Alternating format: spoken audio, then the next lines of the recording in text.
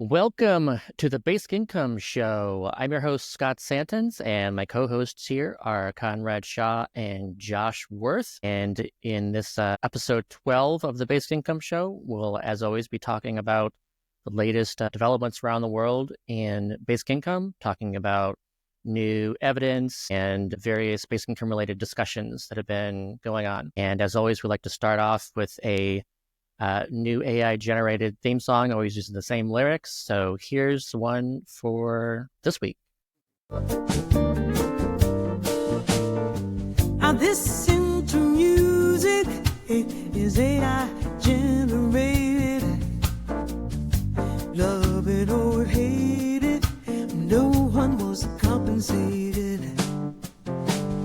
One more artist wonders where their money will come from. And one more example of the need fatally come. That was actually a last-minute one that I just did like basically a couple minutes ago because I had forgotten. You wrote that song in a couple of minutes. Amazing. Wow, it's the future. There was a couple of little line flubs I think I detected in there, like a little enunciation problem, maybe a little bit of a clunky meter on a couple of parts. But they had me for like the first several bars. Yeah. It was grooving. So we've had about 12 versions of this song now. Like how much studio time would that have actually been? How many? Yeah, usually I'll producers? listen through like the entire thing and listen through, I don't know, like 8 versions at least before settling on one. So this is like the first time where I just really put it in, spit it out, and picked one, listening to like the first Roll the dice. 10 seconds or so. Yeah. What was the prompt on this one? What kind of genre? It was Josh's request. He said like bossa nova style. So I plugged in bossa nova style, and that's what it spit out. It spit out. Close as it could get. It said it was described as jazz, cool jazz, and soul jazz was the 3 descriptors for the 2 options it gave me. Okay, I'll take its word for it. Take its word for it. It's All an right, AI. so you can believe it. The first thing that I thought would be fun to cover. We were just talking about AI, so are you going to do it? I had one quick thing that I noticed that I sent you guys in a text that I thought was kind of funny from the Super Bowl. Did you see that, Scott? The Matthew McConaughey thing? You're not that interested, I can tell, but I'm going to talk about it for just a second.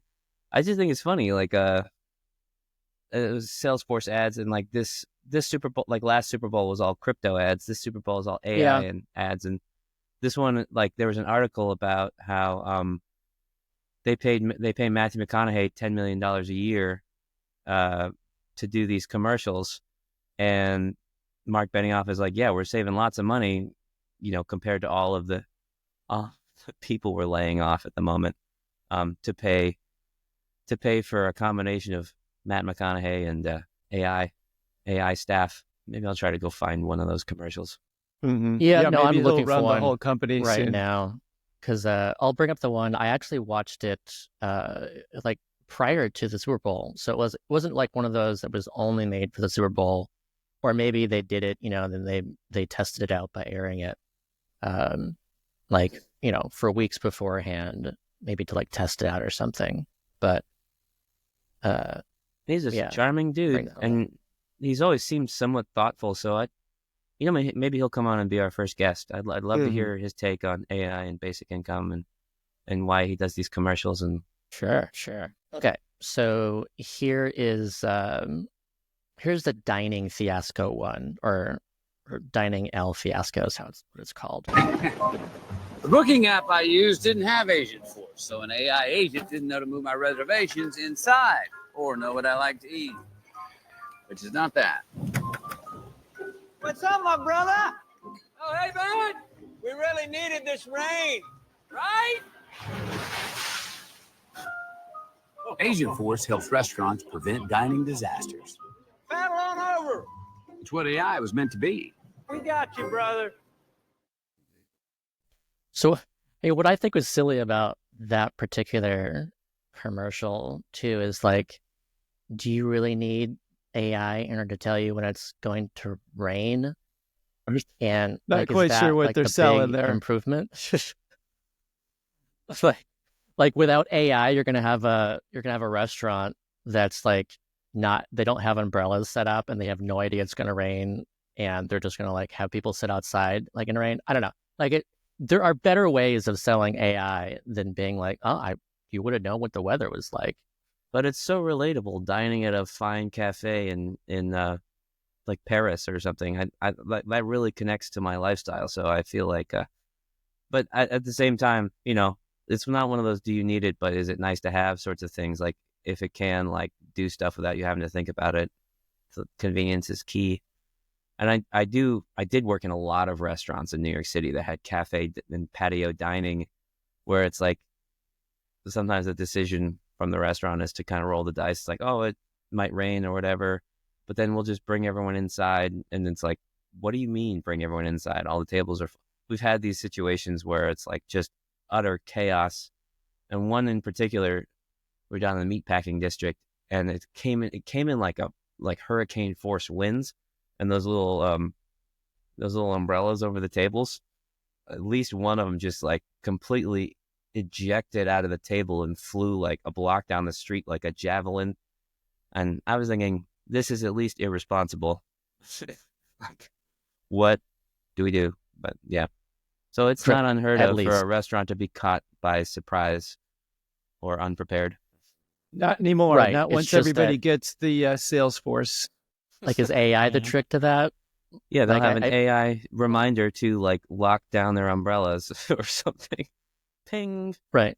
Like the only way I can think that makes sense is if it's kind of like the book Mana, where management has been automated and like there's an AI always looking out for weather stuff, and then it like detects it and immediately sends a message to the headsets of workers who like hear from the AI like, oh, there's weather incoming and they got to fix that. Like that takes someone out of the loop, but that's not what they're doing. Yeah. Yeah. At the same time, whenever there's like the Super Bowl, just kind of whatever's advertising on the Super Bowl is kind of like a good barometer of like what is the current like thing that is being hyped. And so, yeah, last year you had the crypto going, now you got the AI. So we just got to wait to see what next year is going to be. I don't know. This, I guess I would say that it's the celebrities being hyped, because it seemed like every single commercial had like more than one celebrity. It was always some kind of like pair or trio or whatever of celebrities. And I don't know, kind of goes to what Conrad has experienced as far as all these different like streaming platforms, like only looking for celebrity content. It's like even the Super Bowl commercials were only looking for celebrity content.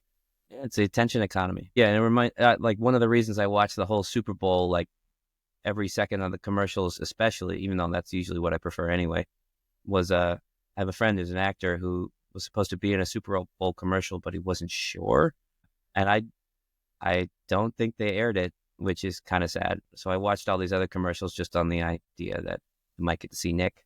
Maybe I just missed it, but I was watching.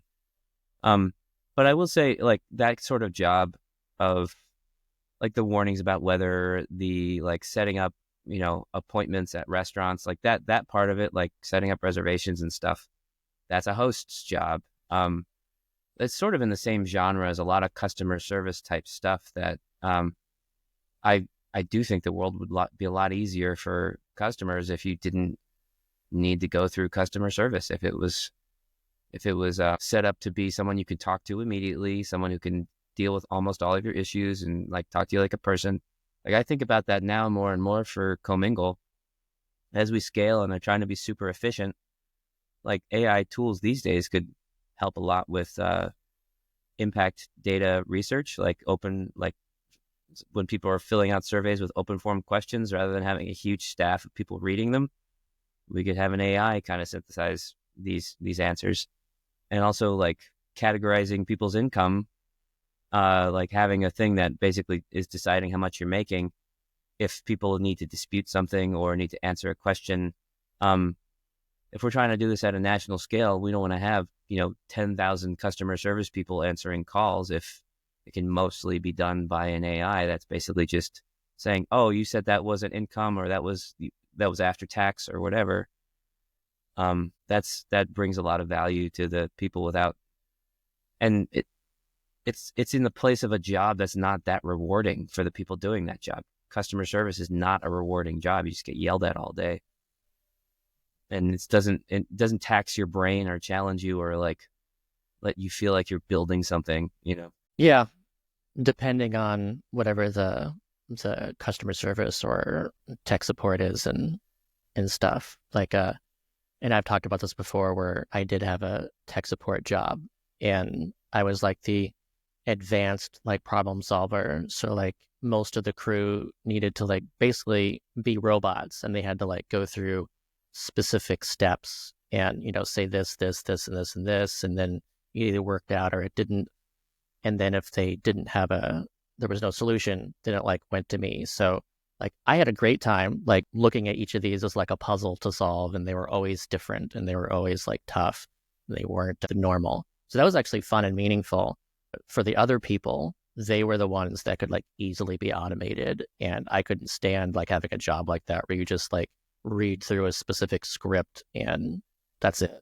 And they probably could only stand it because of what it represented, not like, you know, fulfillment from work and purpose. It meant like I can pursue like providing for my family and saving up for vacations and hobbies and stuff. Yeah. Okay, Right, on so, to your news, Scott.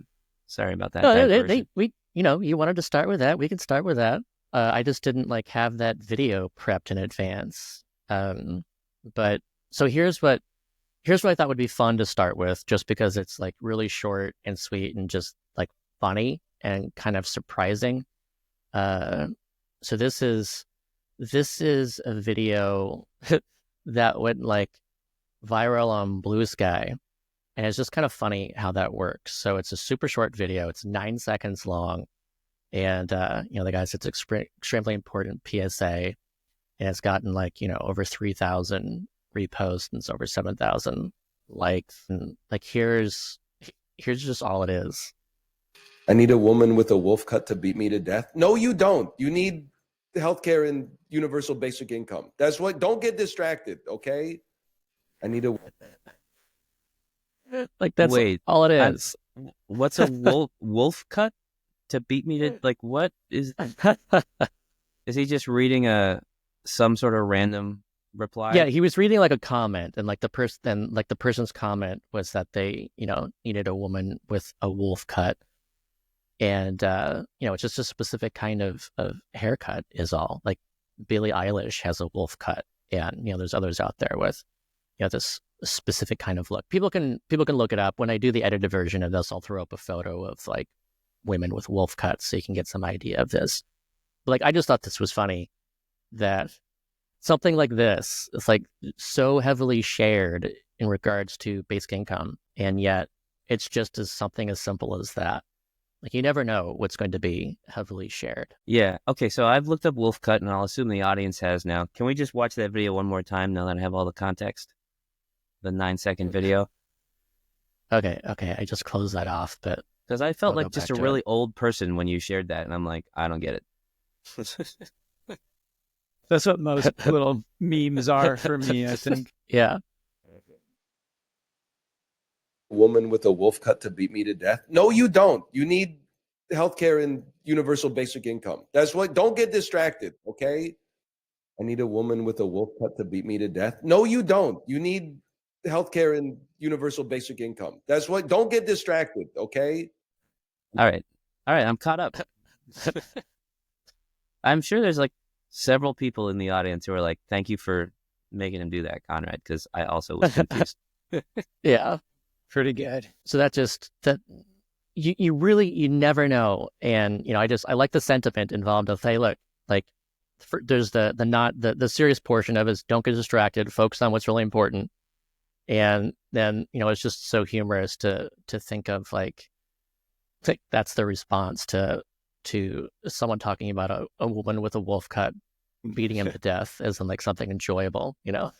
Yeah. And there's a couple key things I'm noticing there that that bode well for UBI is one, that like all they do is mention it by name, and that's one of the only things mentioned, and it goes viral. So people are familiar enough with the term now that it's like, it's catching momentum in the national discussion. and also that it gets coupled with universal health care, which is like, Exactly. I couple those things all the time. They're like the same thing. The only difference between universal health care and UBI for me is that healthcare is one of the things that you can't handle with cash. It's the same promise as like your basic needs are met, or it goes towards your basic needs, but you just can't do healthcare with cash. Like in this larger scheme of fulfilling the bottom of Maslow's hierarchy, do whatever you can with cash, and everything else do with like in-kind services. But like that coupling is super powerful, and if more people can just start thinking in simple terms like that, that's a great like narrative shift, I think, for our country. Yeah, I love how often, like how much more frequently I'm seeing universal health care and universal basic income mentioned together. I think it's so important that that's the direction that we go. And so it's just encouraging to just see that a lot. There's still disappointments, like on Blue Sky recently, people will like to share lists, like here's a list of things that Democrats should be focusing on, or like this is what's important that any party should be focusing on. It's, they list like 10 things, 15 things or something. And increasingly, basic income is part of those lists, but it's still frustrating when you see a really long list and it's missing. And then people respond to it, and there's a bunch of replies saying, you forgot basic income, and I think you should include basic income. So like the repliers, that's a common thing to see that in their replies, but it's still frustrating to see like a list exclude it. Well, I'm also seeing more like this, though, where whether it's multiple things or not, or basic income is included or not, I'm seeing things that are like putting basic income into the thinking of their other things as well. Like when you say there's a long list, it reminds me of the Sustainable Development Goals, and there's the 17 things, and it's like, right, they're all of equal status, and which one does your org want to focus on? And it's like, dude, the poverty one takes care of all of the rest of them. Like, why are we putting them on equal status? And people are thinking in this manner about UBI more in terms of like coupling it with their work.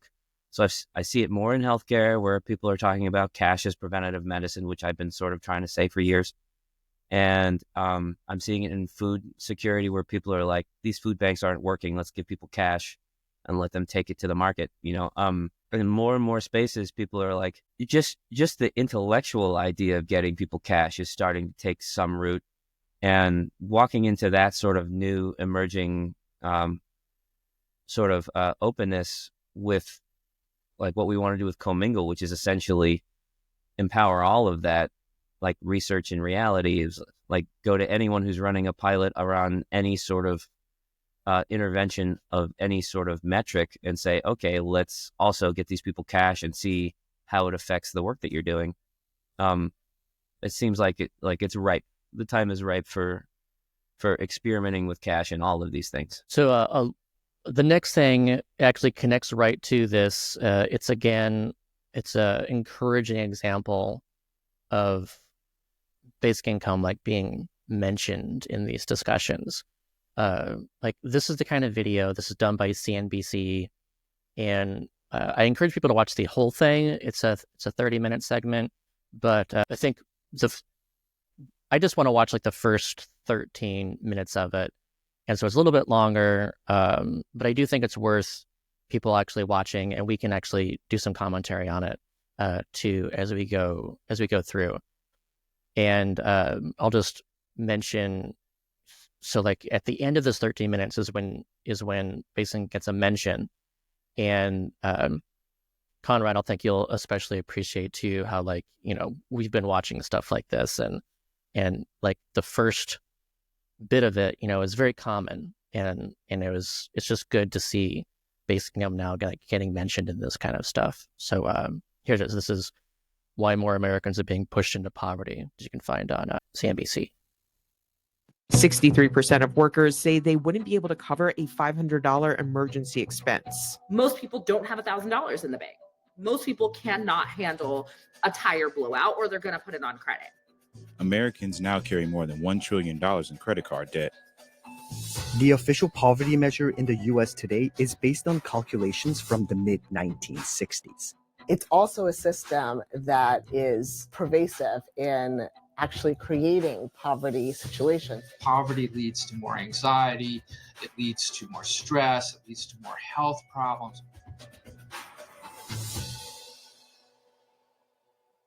37.9 million. That's the number of Americans currently living in poverty, accounting for 11.6% of the total population. That's despite the fact that America ranks first as the richest nation in the world in terms of GDP. The United States is known for having this great abundance, and at the same time, alongside that abundance, there is widespread poverty and economic insecurity. Sometimes you question, we're in the United States of America. How can the citizens be going through such a issue? We always boast that we're a superpower, that we are the richest in the world, and things just don't make sense. Poverty in the U.S. had been steadily improving over the past decade. From a height of 48.8 million people living in poverty in 2013 to 34 million in 2019.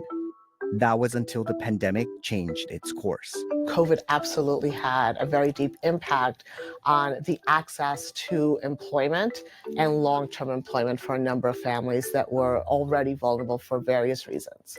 Prior, it was myself and my two older brothers, along with my stepdad, that constantly worked to provide for everyone in the house. But after COVID-19 and the whole lockdown, we were laid off. And ever since then, we have had issues finding a job.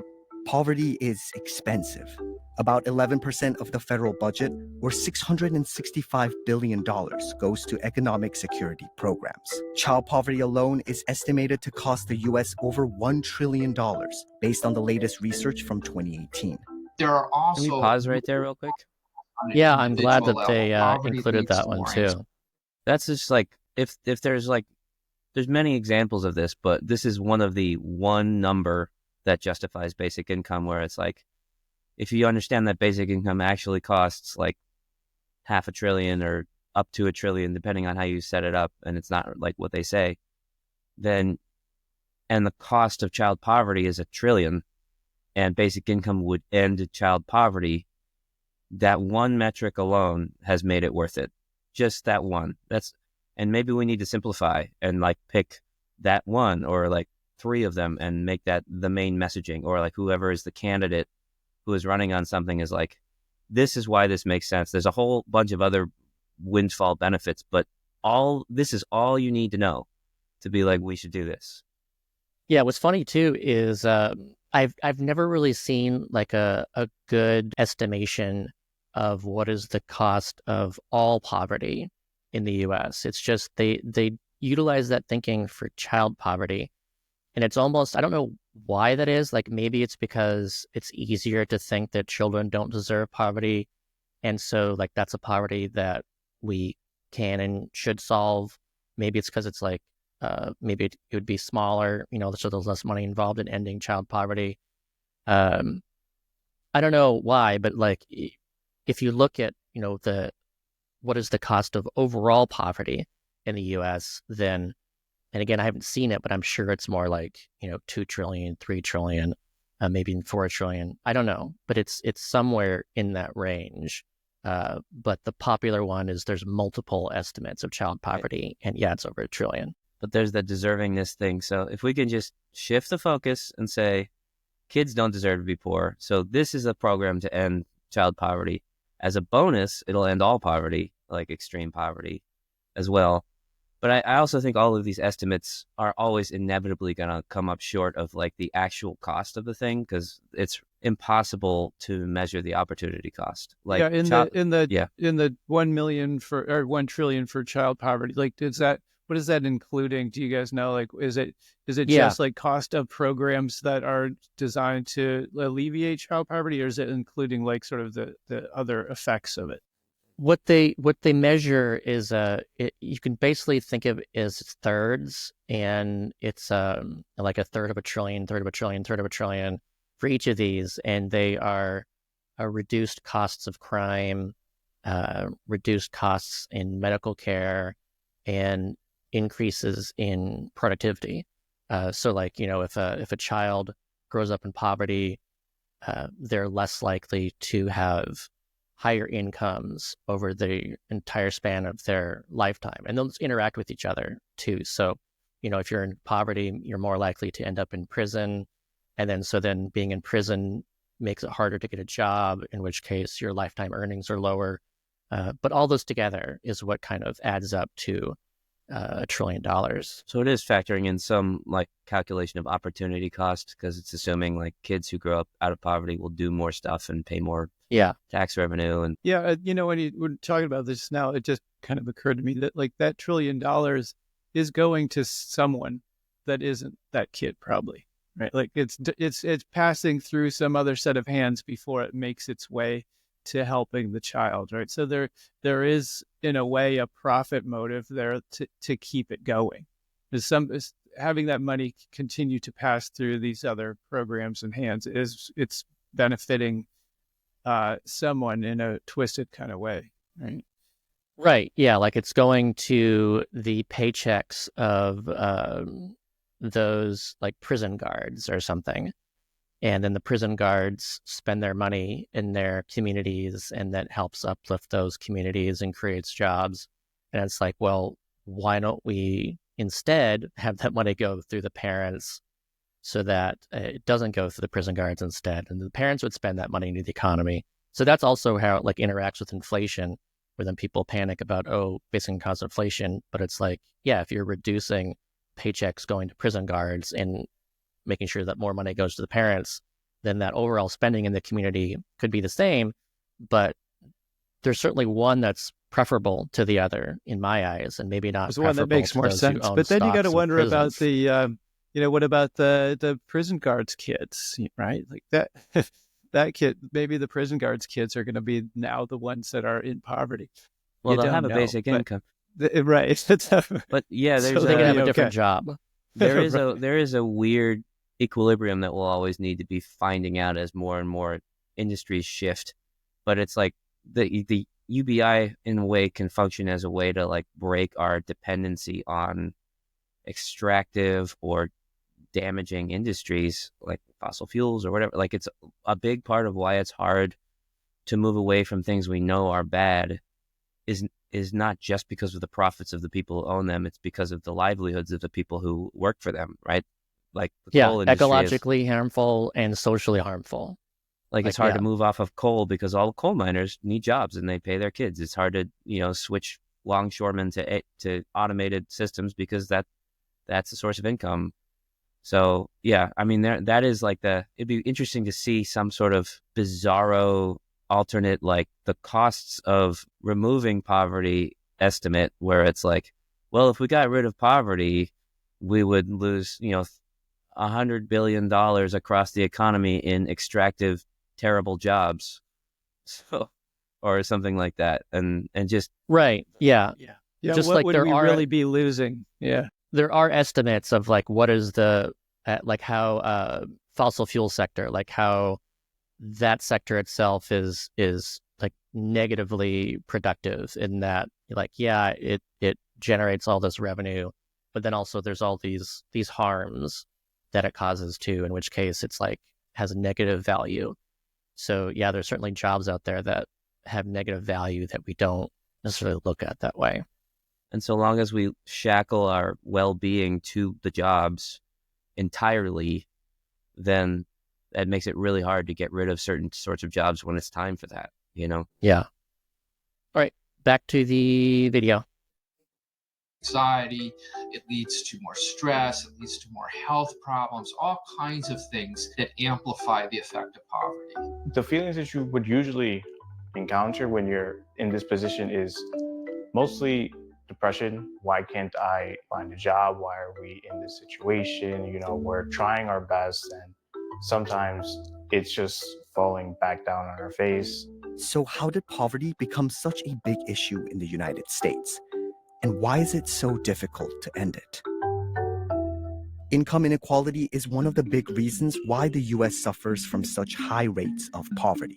The income for the top 10% was more than 13 times higher than income at the bottom 10%, according to the US Census. We, unfortunately, in the United States are at the very high end in terms of income inequality. And so what happens is when the distance gets further and further away, the rungs on the ladder get further away, and it's harder for people to climb those rungs out of poverty into the middle and to the upper class. The pandemic has made inequality worse. The Gini index, which measures the nation's income inequality, rose for the first time in a decade by 1.2% in 2021. The reason the pandemic has made that worse is because when you talk to large organizations, corporations, what they saw was that staff was leaving, but they had a response to that, right? Their response was, let's give bonuses, let's give raises. Many organizations, many small businesses, government, they don't have that luxury. So inflation has kept up with the money that most people in the 1% have made, but it has deepened and widened the gap between those that have money and those that do not. Research by MIT estimates that the living wage in the United States is $24.16 per hour for a family of four. But the federal minimum wage is set at $7.25 per hour. This means that a typical family of four needs to work more than 2 full-time minimum wage jobs to earn a living wage. And single-parent families need to work significantly harder. We worked at a banquet hall. Any sort of party, we would set it up, come early, set the tables, dishes, plates, silverware, everything, you name it. We worked for $15 an hour. It was really bad. I would say we were really overworked, 13-hour shifts sometimes. We were really frustrated with where we were, but at the same time, it was like, what do we do if we leave? You know, we were at that stage of like, yeah, we hate this job, but we have to keep it to continue going. Problems with wages are especially worse for workers of certain races. If we're looking at the broader population of people who are poor or low income, meaning one emergency away from being poor, we're talking about approximately 140 million people. Out of the 140 million, well over 70 million people, well over half of that population are people of color. The U.S. also suffers from a lack of social safety nets that protect Americans from poverty. If you look at, for example, the amount of cash that people might get if they're low income, it's very, very minimal. Right now, we receive welfare, and it's roughly around $250 for my household of 7. And it actually has helped us a lot. $250 a month for a household really of don't 7. make sense, because how can a large family just live off a couple $100s, especially now in this day and age where you go to the grocery store, you spend in a few items $100. Most countries, for example, European countries, have what's known as a child allowance, where if you have a child, you get a certain amount of monthly income to help raise that child. That's pretty common, but in the United States, we don't have anything like that. And in the United States, we don't have universal benefits, for example, healthcare or childcare. It's also a system that many times is pervasive in actually creating poverty situations. So I'll give you an example. If I'm eligible for Medicaid today, and I'm also eligible for cash assistance, and I'm also eligible for SNAP, if I get a job that provides me even a little bit closer out of poverty, I lose all those benefits immediately, which means that I'm incentivized, if I need healthcare for my children, and I have a job that's not going to provide it right away, to not look for employment that is going to pay me an amount that's going to make me ineligible for certain benefits, right? So while people are working really hard for upward mobility, the systems that we have in place don't give them the grace to be able to come out of poverty and provide their own agency to actually create the opportunity for upward mobility. The official poverty measure. Yeah, that was really great to see too, is that it was a good explanation of like the welfare cliffs and the poverty trap that's the result of these high marginal tax rates that are created by these means tested conditional programs. We're like really happy to see that. There's a thing in there where it's like, for me, I think of just the progress, like human progress and national progress and societal progress. And we have the scarcity sort of paradigm we have has us either fighting directly against each other as if we're in a competition, or so I imagine like a bunch of people like pushing the boulder up the hill, and then some people like pushing back because we're competing in different directions.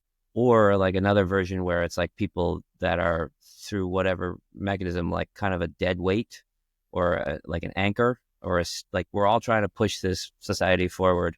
And there are people who are basically unable to help.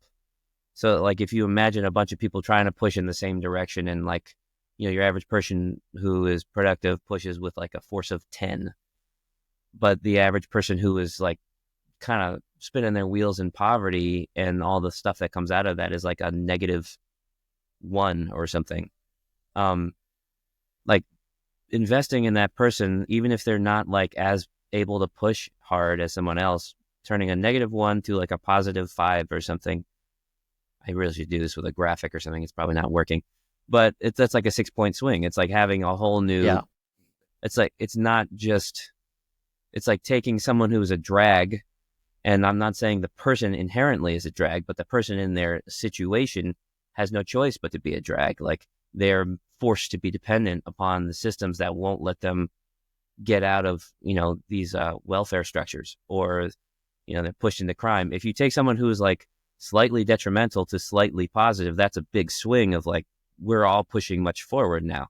We should invest on everyone being able to contribute whatever they're able, rather than taking a big chunk of our country and putting them in a situation where they are forced to kind of like pull back on progress because, you know, all they can do is accept help in the position we put them in. Yeah, I think disability programs is such a good example of that, where, you know, it's wrong to say that, you know, someone with a disability is entirely incapable of, like, you know, doing some kind of job or you know, just earning an income in some way. And it's not to say that they, you know, should have to. The problem is that they're in this position where, you know, you go through the process, you spend like 2 years getting your disability income, and then now that you have it, you're not allowed to earn income, because if you do, then you'll lose it. And, you know, not everybody with disability is the same. Maybe you have a disability like sometimes and not others. And regardless, you're not allowed to earn that extra income, or else you'll lose it. So it's so crazy how, like, we're basically pushing people down and saying, no, don't do anything as far as that would earn income, because, you know, yeah, you should. I've definitely known people in those situations who are like, yeah, I have bipolar disorder, and there's periods of time where I can be super productive and I really want to contribute, and there's periods of time where like I need to do self-care. But during those times where I really want to contribute, if I try to, I'll lose my benefits and I'll be totally screwed overall. And it's not just getting a job and earning money. It's like if someone sees you volunteering or playing at the park with your kids or something, like there's this fear that someone they'll get flagged as too capable for disability, and then lose their disability when they really actually have their disability support, when they actually have a disability and an inability to earn enough on their own.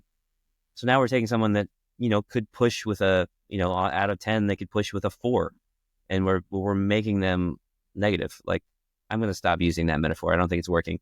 But but basically, we're taking someone who would love to contribute to the extent they're able, whenever they're able, and we're saying, no, you have to go hide in the basement and not let the world see what you're able to give. Yeah, we're saying don't do that. All right, let's keep going. In the US today is based on calculations from the mid-1960s. It's calculated by comparing pre-tax income against a threshold set at 3 times the cost of minimum diet in 1963. A large number of federal programs still rely on this measure to figure out who is eligible for assistance and welfare. The researcher whose work became the basis of that measure never intended it to be used in the way that it currently is, both as a widespread measure of poverty, but then as the basis of all of these different social welfare programs and allocations of resources towards those programs. It doesn't take certain very obvious indicators into consideration. To start, it looks at pre-tax income, which is not what I'm taking home every day, so that doesn't make sense. It also doesn't look at different family compositions, which absolutely impacts how a family may spend money. If I am the type of family that has both of my parents living with me, I'm going to spend more. It doesn't look at expenses around food or childcare. So in many ways, it's incredibly out of date because it has not kept up with the way life has changed for most Americans. As a response to these criticisms, the Supplemental Poverty Measure was developed in 2011 as an improvement over the existing measure. It incorporates into the measurement both the cost of basic needs like food, clothing, utilities, but also government transfers and programs. So we could see the effect of government programs in addressing poverty and economic insecurity. It also takes into account geographical differences. So the supplemental poverty threshold is more of a range depending on where you live, your household size, and what your housing status is. So it is more comprehensive. And that way it's an improvement on the official poverty measure. But some experts argue that even the Supplemental Poverty Measure isn't a perfect method. While it looked to close the gap on certain indicators that the original poverty measure was not taking into consideration, it did not go far enough. Food is one of those places where we are still not taking into account what food may cost in a state like New York versus a state like Mississippi. So if you have a universal brush for the whole country, you're going to miss a number of people that are either at risk of falling into poverty or are already technically living in poverty but are not counted by the measure. The Census Bureau told CNBC that both the official poverty measure and the supplemental poverty measure provide a consistent data of poverty measurement, and that the Bureau continually strives to innovate and improve the design and measurement of their well-being statistics. This difficulty in measuring poverty has also led some experts to argue that poverty isn't as serious of an issue as it's made to believe. Poverty in the United States, in the way it's normally understood, is not a big issue at all. It's deliberately miscounted, okay? Yeah, So the that's right. reality is that we have poverty in the United States because the Census Bureau ignores the entire welfare state when it goes to count poverty. You count poverty by saying, well, a household has an income, say, less than $26,000 a year, but all the welfare benefits, or 95% of the welfare benefits, are not counted. They also undercount earnings by about 50%. Therefore, you have a lot of poverty, basically because most of the resources that these folks have are not counted. Unless we can get an accurate number of just how prevalent poverty is in the United States, attempting to eradicate it is close to impossible. When we don't have those numbers, a lot of folks who are making policy decisions are flying blind.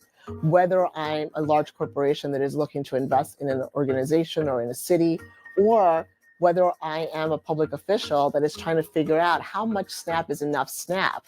If I don't have a baseline, there's no way I'm ever going to be solving the problem.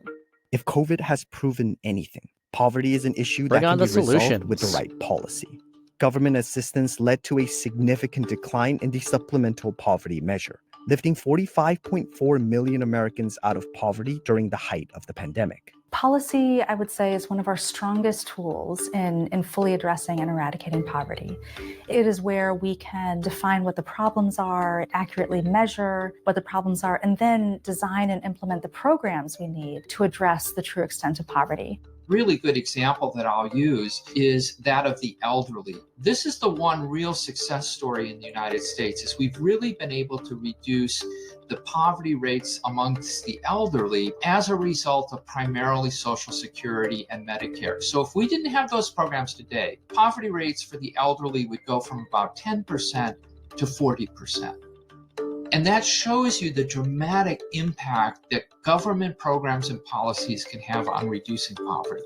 Figuring out a more accurate method of measuring poverty is a vital step in eradicating the issue. I would begin with changing how we define and measure poverty to include the full extent of economic insecurity. Another way of measuring poverty, and this is a way that European countries and other countries use, is what's known as a relative measure.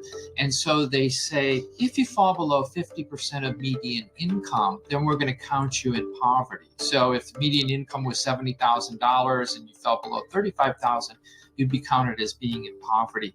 More targeted social programs could also have a significant impact on the impoverished community. Some of those programs may include an expanded child tax credit, the kind of which we saw in 2021 when it was expanded during the pandemic. Raising the minimum wage immediately to at least $15 an hour, but then moving towards a living wage and guaranteeing that everybody who wants to work can work as a guaranteed ability and access to a good paying job. I think a really straightforward solution that people have been talking about more recently is the idea of a universal basic income. Bingo. So here the idea is that if poverty is a lack of income, then a very straightforward way is to transfer some income. Here's the analogy I would use to get people to shift their way of thinking, and it's the analogy of musical chairs. Let's say we have 10 people playing and 8 chairs available. Now, who's going to win and lose at that game? Well, if we focus on the individual level factors, people that were in a bad position when the music stopped and so on. But if we focus on the structure of the game, then 2 people are going to lose out regardless of the individual attributes. And that's what's going on here in the United States. We're focusing on people aren't working hard enough, they're not doing this, they're not doing that, when really the problem is that there aren't enough chairs in the game.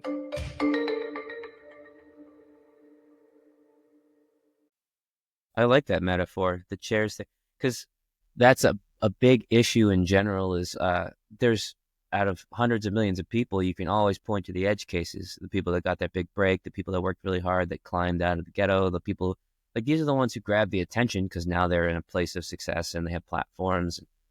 And it ignores the vast number of people who didn't succeed, didn't get out of the situation. And it allows people to sort of assume like, well, why don't they just do what that other person did? And, you know, there's a path if you just work hard enough and you're smart enough.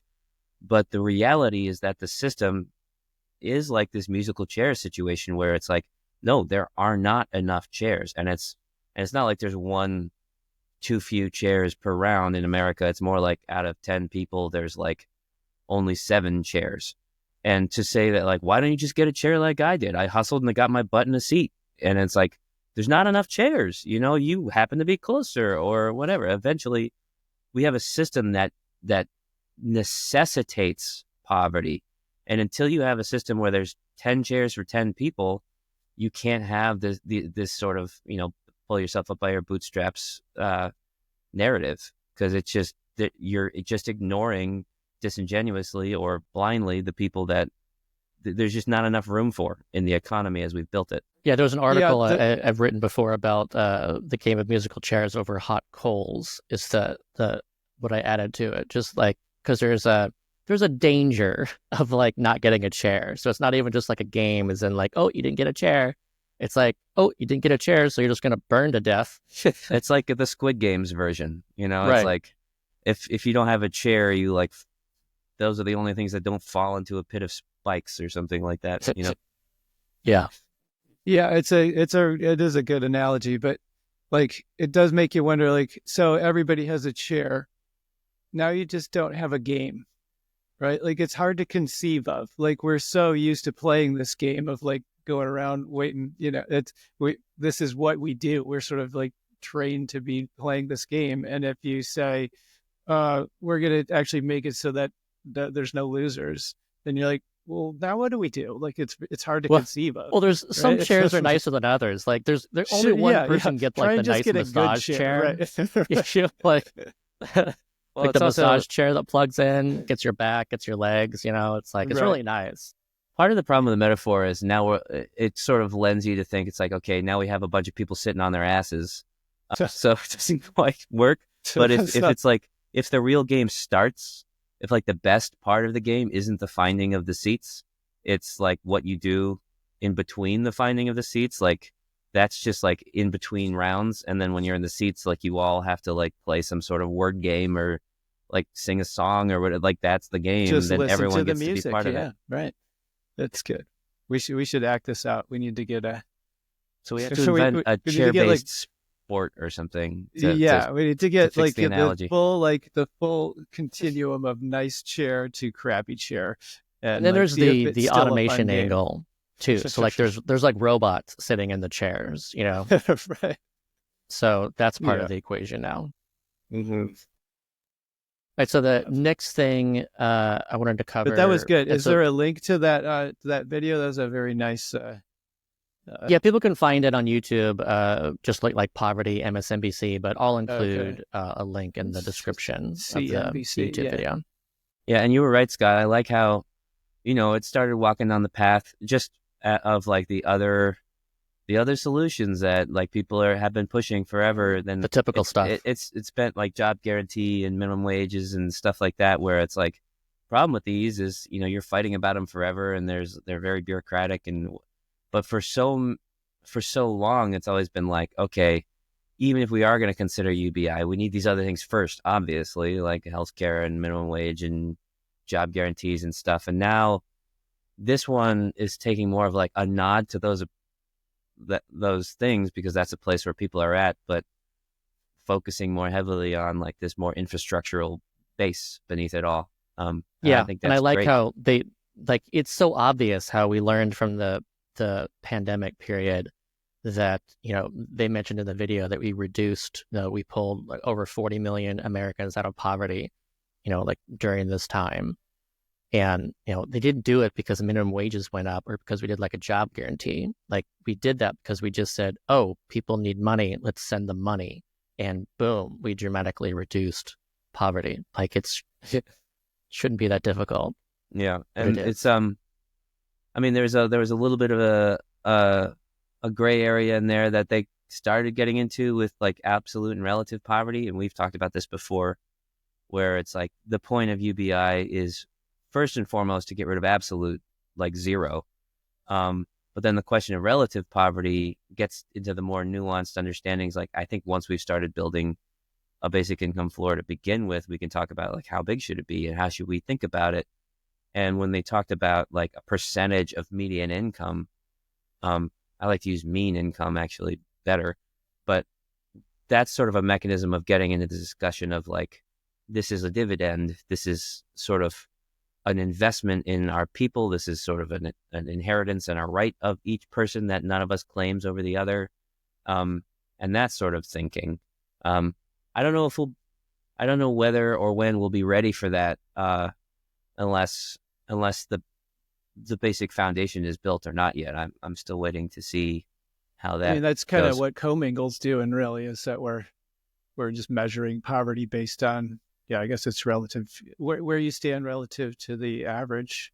Yeah, but we're not setting a level at like this is where you should be. It's more like let's create the floor, see what happens, and show the mechanism.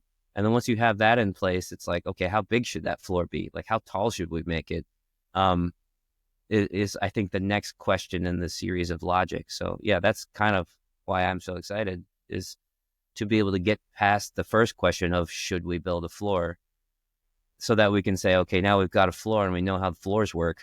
Like how big should we build it and how should we think of it? Yeah, when you define it to, as so many countries do, like we're really weird in America for having this federal poverty line that's defined as 3 times a food basket, basically. It's really weird. But when you think about it that way, then you're also not incorporating like the impact of inequality. And so like inequality is definitely part of it. If you have too much inequality, then you could have technically no one in poverty defined by us, but you'd still have a lot of problems because, inequality does really matter.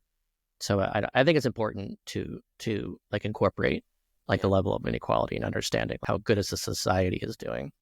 And there's a way to do it with the amount of abundance and resources too. It's just like my napkin math was like, back in 2017, it's 55,000 on average per person in per capita income. So like if we did a full blown we're up to 80,000 now, I think. 80. So if we did a full blown redistribution of all income that people were making, like 100% tax rate funding a UBI, each American would get 80 grand. So like the math of that is that if we started everyone at 20 or something or 15, then that there's still room for tons of competition and inequality. It's just there is no zero. right? That's all we're changing, is like not pushing so hard or losing or having setbacks in the competition doesn't mean you're absolutely fucked. It means you can start back up again. And like in one of the earlier episodes, one of the studies that you brought up that I really, really liked was the simulation that showed them basically trying to put this into like a mathematical model where like the little entities that were going around representing people also had factored in for skill and hard work and everything like that, so that like every occurrence they had, if you had more skill and hard work, you were more likely to go up in success. But still, it was very unequal, and the people at the top were mostly because of luck, and there were a lot of people at the very bottom that couldn't get out of it, that were very hardworking and very talented. And the measure that worked by far the best was just a basic income, which makes sense because you basically, if you have a basic income floor, then no matter how many times you fall, if you're working hard enough and you're smart enough, you always have an opportunity to build back, and eventually people will. And so you can actually have a meritocracy and a meritocratic sort of worldview if you create that world that has all the chairs. Like the chair is that floor that you sit on, I guess. Like when things go bad, you're not falling on the coals. Yeah, what that study found was basically that bad luck like pulled people with skills and talent and stuff down to a greater degree than, good luck helped people who didn't have that kind of talent and kind of even just like mid skill or whatever. And so that like helps people understand like how you can be born on third base, and be proud of thinking you hit a home run or whatever. And how basic income really helps people, like you said, get back up after they get knocked down. Like that's how to have like an actual meritocracy. Right. Okay, so the next thing I wanted to cover is it's just interesting to see this conversation picking up, I think, quickly in Canada. And we did talk about Mark Carney earlier in previous episode, and how people are excited. Even though he hasn't said the words basic income, he's talking about automation and like the need for social supports is what he has said. But just recently, since as a response to Trump and his tariffs, Canada is like really talking about how to respond to those tariffs. So here's an op-ed piece from Tom Cooper, and it's great. So I'll link to it in the show notes and stuff. But the title is "A Stronger Canada Starts with Economic Security for All." And subheadline is, if we want people to rally behind Canada in this moment of crisis, we need to make sure they have something to rally for. And I'll just read through this quickly. It's a great article. Canada stands at a pivotal moment facing an existential threat that could shape our future for generations. The specter of manifest destiny, the old idea that the United States is destined to expand its control over North America, has returned in a modern and more dangerous form. A re-elected Donald Trump wasted no time in advancing a belligerent and protectionist agenda that not only threatens our economy, but challenges our very sovereignty. Tariffs on Canadian goods would deal a devastating blow to workers, businesses, and families already struggling with affordability. But Trump's ambitions go far beyond economic pressure. He has openly suggested the idea of making Canada the 51st state. This is not driven by any admiration for Canada or its people. It is about control. It is about possessing our land, our industries, and our vast natural resources. If we fail to act decisively to strengthen our own economic foundations, we risk being as vulnerable, a country that can be absorbed rather than one that stands firm in its independence. But the reality is not everyone in this country feels they have a stake in Canada's future. While it has been heartening to see so many resilient Canadians stand up for our country over the last several days, the reality is millions in this country are facing skyrocketing rents, unaffordable groceries, and wages that haven't kept pace with the cost of living. Owning a home has become an untenable goal for many young people. Perhaps national independence is less of a priority for those who are just trying to survive. If we want to protect Canada's sovereignty, we must address the deep inequality that pervades our society. We need to ensure that all Canadians have the economic security to feel like this country is a home worth fighting for, or the same disgruntled forces that brought Trump into office in the U.S. will surely rip apart the fabric of the Canadian dream. This will require bold policy initiatives. If tariffs do become a reality, One of the most effective measures Canada could take right now is to introduce an emergency basic income guarantee, a regular unconditional payment that ensures people can afford their basic needs. Canada took this step during the pandemic, and while the Canadian Emergency Relief Benefit had its problems, 8 million Canadians were able to maintain their housing even when workplaces were shuttered. In 2020, the overall poverty rate in Canada saw a notable decline, dropping to 6.4% from 10.3% in 2019. This decrease was largely attributed to the introduction of CERB and other emergency benefits, which provided substantial financial support during a period of widespread economic disruption. In the short term, a basic income would provide stability for those who could be hardest hit by Trump's tariffs. Trade disruptions could mean job losses in manufacturing, agriculture, and other key industries. A basic income would help families stay afloat, giving them the breathing room to adapt, whether by retraining, starting a small business, or simply keeping a roof over their heads. But this isn't just about responding to a crisis. A basic income was a long-term investment in Canada's resilience. By ensuring all Canadians have the resources they need to participate in the economy and in society, we create a stronger, more self-sufficient country.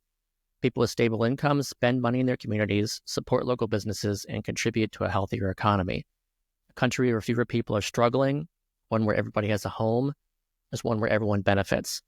The idea of Canada becoming the 51st state is absurd, but when economic inequality is as deep as it is today, we can't assume that everyone feels invested in defending this country's independence. The truth is, Canada has already been losing ground, not to the United States, but to poverty, precarity, and a political system that too often leaves the most vulnerable behind. A basic income is not just about poverty reduction. It's about making sure that every Canadian, no matter where they live or what their circumstances are, feels like they have opportunity and a future in this country. If we want people to rally behind Canada in this moment of crisis, we need to make sure they have something to rally for. We can't control who sits in the White House, but we can control how we support people here at home. A basic income would be a clear signal that Canada is choosing to invest in its own people to build a fairer and stronger nation. In the face of economic threats, that's the kind of leadership we need. So yeah, Canada has been like, there's a lot of anti-US sentiment now coming out of Canada with screw Trump saying we're the 51st state and screw Trump and his tariffs. Even if there's not tariffs, we're not buying American anymore. They're pissed, and they're also worried about what's going to happen to prices in Canada, what's going to happen to their jobs. So it's almost like they're looking at this as a similar way to the automation angle. Like automation is going to happen quickly, and it's going to put people out of work, and it's going to impact people's ability. It's going to stagnate wages, it's going to lower wages, whatever. But so tariffs just coming in suddenly, and this is not just true in Canada, but it's true with any country hit with tariffs by Trump. Like, these countries are thinking, how do we respond to these tariffs in regards to compensating for these higher prices and this loss of jobs? And so Canada seems to be talking more about basic income suddenly, especially with their new election just around the corner. But it's interesting. It does seem like too, Canada had been a little bit disheartening for a while in this space because they, like a lot of people here, had been moving towards a more guaranteed income sort of approach. I do feel like they're starting to make more noise about a universalist approach. Is that what you're saying too, Scott? I mean, it's hard to say, because even there's a weird the way it's talked about in Canada. Even Evelyn Forget speaks about it this way. Like, Evelyn will say universal basic income, but she's talking about a negative income tax approach. So there's a confusion in terms in the conversation in Canada. So even if someone says universal basic income and says Canada should have it, I don't know for sure what they're talking about unless they specifically say that that payment is going to everybody, instead of everybody qualifies for it, based on their income or something. It's kind of confusing. I feel like that's been a general value add that we're trying to give is the universality here in Canada. Are there places where the universality is really appreciated? I feel like you've brought up a few in recent in recent podcasts, like in Brazil or South Korea, where it's like they really are taking a more universalist approach that if it sticks there, it'll be like a healthier, less bureaucratic version. I would just say like South Korea seems to be a good hope, with the president, potential next president being full in on universality. Like Brazil, they don't have universality yet, even though it's kind of like a goal. But yeah, I would just go with South Korea for now, as far as like someone or somewhere with like a lot of potential that's really looking at full universality. Yeah. There's a couple of things I want to call out from the article that I liked. One was sort of the nod of like against like this sort of Canadian exceptionalism, their version of it, which is like we're more, generally thoughtful people and progressive and whatever. It's sort of a nod that it's like, actually, that's largely a response to the quality of systems, right? And Canada has been dealing with this rightward trend, or more like authoritarian trend as well. And like, Doug Fords and the Pierre Poilievres and whatever, where it's like they're just as it's like this conversation is always happening. It's like, well, that could never happen here. And it's like, well, wait until people become more and more economically insecure. Like the inevitability in the system at that level of inequality and insecurity leading to polarization and authoritarianism. And I like how he frames this argument as like, we're going to go there too. Like we're not immune to that. It's like the more people fear for their personal survival and their families, the more we're going to go in that direction. Yeah, and it was give nice something to see that to fight for. It's nice to see that there's sort of this thing to rally around that he was presenting as basic income can be this thing that can sort of lead us out of the direction that we're seeing our neighbors get into. And it was, I think that's very powerful. If more people understood that, I think it would be that was the other thing I wanted to helpful. call out was rallying for rather than rallying against. I feel like and I'm sort of tentatively hopeful for the U.S. right now. Like I remember the first time Trump was elected, it was just #resist is all you would ever see. And I was like, are we just trying to stop the bleeding for 4 years and then trying to like recoup or something? And it's like, and are we just like diving deeper into tribalism and like us versus them sort of things? And I always need something to build or to aspire to rather than just to fight against, and so coming with our US based campaign, like that's our entire focus, is giving people something proactive to do, something to build, something to fight for. It has nothing to do with like beating the other guy or being against somebody. It's like, let's just see what we can accomplish, not what we can stop someone else from doing, Not that that's like, there's not a place for stopping bad things from happening, but that can't be it. It shouldn't even be the main thing, in my opinion. Yeah, I think it's even key to like activating and, the like reality of, say, resisting is the people who are most interested are the ones who are already actively engaged, so like if you were super gung-ho about the negatives of what would happen if Trump won, then, you're already like interested in resisting and stuff. But you have all the people who were not all that invested. They're not like following the news all the time. They don't care. Like they don't believe that it even really matters. And in order to like activate them, I think it's important, to be like, no, really, if you get involved, like this is the thing that you can get out of it. This like really great, important thing that would directly help you. And then, oh, okay, well, maybe I'll get involved then. Like you can't just say, like, shake them by the shoulders and be like, no, really, you have to get involved because like everything's falling apart and burning. And they're like, no, I don't. What are you talking about? Well, even for the ones who totally buy into that, like it's like the psychology of torture is people try to resist, but eventually everyone breaks. If like the spy movies I've grown up on are to be believed.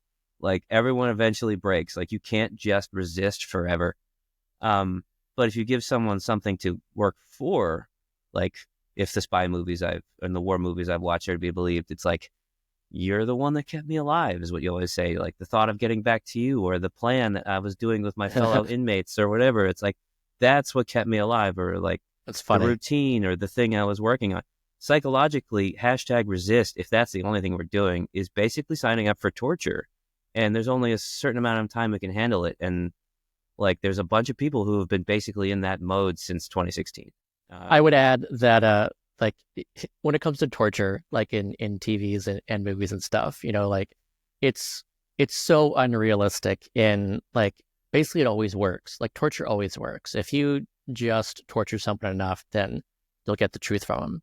But like, the reality is, torture doesn't work. What you do is you get like made up information from them. And what does work is, like, you know, the nice cop or whatever, you know, like the person who builds some kind of rapport or trust with the person being questioned. And if you have that kind of trust, then you're able to get some good information from them. So I don't know, you could still look at it kind of that way, where you can't, like, you got to give someone something good in order to get that. And you can't just be like, do this or else kind of thing. Well, now we're talking about two different objectives of torture. If one is to get to the truth, torture doesn't work. If one is to break someone down so that they give up, torture always works. Like eventually, like if they give up and tell you a lie, it's still working because they gave up, right? Like, but so, I mean, just to like take it back a minute, like the idea that there's that UBI is like a good rallying cry. Like if we're going to have something besides just resist, like right now, is that call sort of, it feels like out of sync, right? Like I'm never going to be the one to like not, say it's a good idea. But as far as like rallying cries in the current climate, like it's, you know what I'm saying? Like I would say that it would be like there saying isn't one. Trump and Elon, we want universal basic income, right? It's that's not that big not of a it. stretch. That's not it. But it is something to like. What do you mean then? What I mean is there is discussion about, okay, so why did Democrats lose to Trump, and what is the proper response in order to win? Like, how do you accomplish that? And so there's definitely an argument there, and the argument is, oh, we should go towards the center, and we should like be more conservative to reach those like more conservative people. And like, that's how to win. And then the other side of it is, no, we need to embrace populism, and we need to embrace like popular policies that are different than what Trump is talking about. And it's in that section that's talking about, well, this should be universal health care and universal basic income. Like those two are very popular responses, or I would say increasingly popular in this discussion of how the left should respond to Trump. And so that's more of a future thing. It's not like a, let's start demanding it now, but it's more like a, if we are going to build support for the left, then the left should be pursuing big popular policies. And what should those be? well, and it's not just the left and right, or it's not just like we're trying to beat the shit out of each other always. And like what the Democrats ran on last time was essentially a furtheration of this #resist, where it was like anti-Trump. They weren't vote for us and these things we're going to do. They're like, vote for not that, right? Yeah. Which is basically just #resist. Ironically, like a lot of times Republicans do the same sort of thing. Like there's plenty of vote for not, crooked Hillary or, lying Kamala, or like there's plenty of not that. But also they were the only ones speaking anything to, but also this, like, and I disagree with a lot of things they would say. And I think a lot of things they would say were populistic sort of lies, but they were the only ones really sort of putting something forward as like, this is what we're going to do, rather than we're just not going to be whatever the hell that is, which means nothing. So the next thing I want to talk about does connect to what we're talking about here. So this is, if we're saying that it is possible that Trump could potentially do something along the lines of basic income in the U.S. in the next 4 years or whatever. It is interesting how we set up, or he is wanting to set up, a sovereign wealth fund. And, I'm not going to say that he's thinking that he should do any kind of dividend as a result of that, like Alaska, but it does open up that discussion. And so maybe his own supporters would be saying, well, if you're going to have a big sovereign wealth fund, then I want a cut like in Alaska. And so I just want to bring this up. This is what Sam Altman wrote, a couple of years back about what he referred to as an American equity fund. And that was a sovereign wealth fund that could pay a basic income. And this is like his response to AI. And so here's the section that I'll just read, just so people know that this is kind of a potential for a sovereign wealth fund in America. He said, because of AI, we should therefore focus on taxing capital rather than labor, and we should use these taxes as an opportunity to directly distribute ownership and wealth to citizens.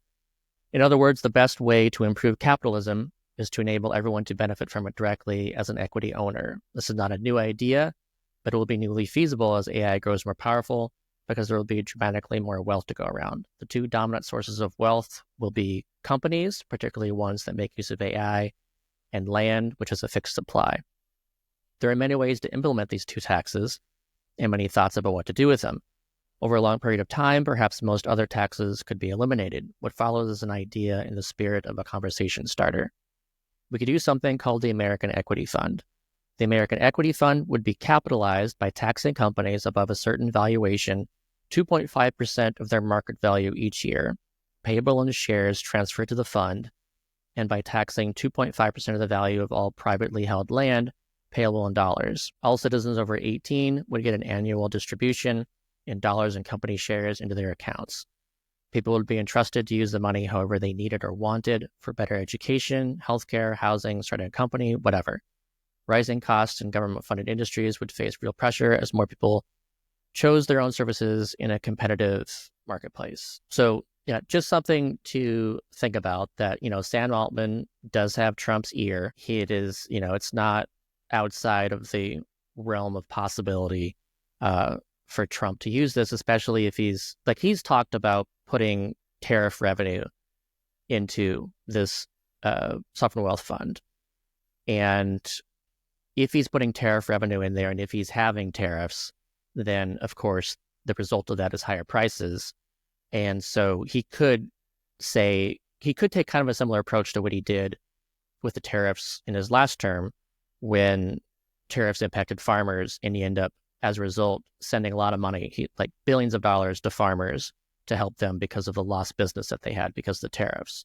So it's not impossible to think of Trump going, all right, tariffs will hurt my base, will raise costs, and so maybe this could be some kind of tariff tax refund or something where you provide money to people as a result of the tariffs enabled by the sovereign wealth fund or whatever. Like, I don't know, it's possible.